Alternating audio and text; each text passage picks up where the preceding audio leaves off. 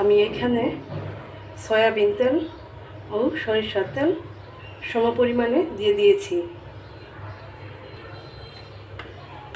এখন আমি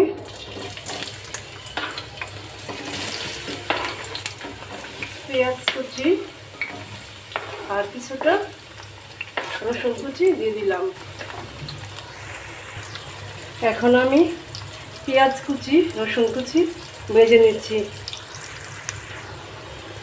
এখন আমি চাপা শুটকি দিয়ে দিয়েছি।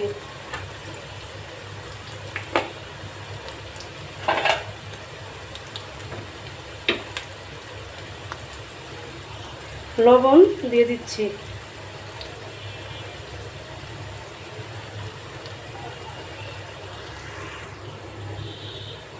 আমি চাপা শুটকিটা ভালো করে নেড়ে চেড়ে একদম মিশিয়ে দিয়েছি পেঁয়াজের সাথে। এখন আমি মরিচের গুঁড়া দিয়ে দিব, লাল মরিচের গুঁড়া।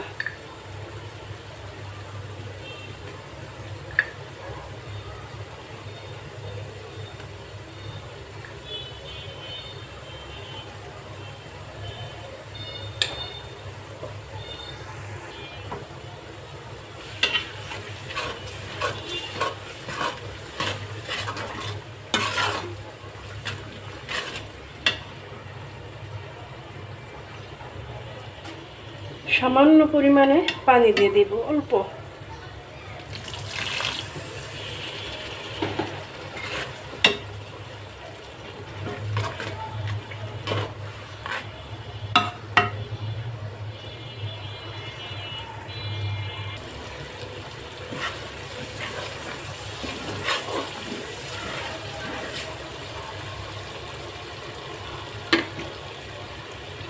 এখন আমি বেগুন দিয়ে দিব।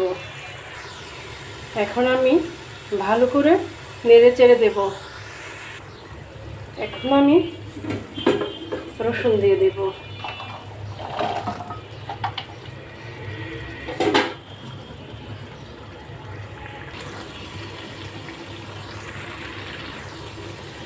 বেগুন থেকে যে পানিটা বের হচ্ছে, এই পানিটা দিয়েই রান্না করে নেব।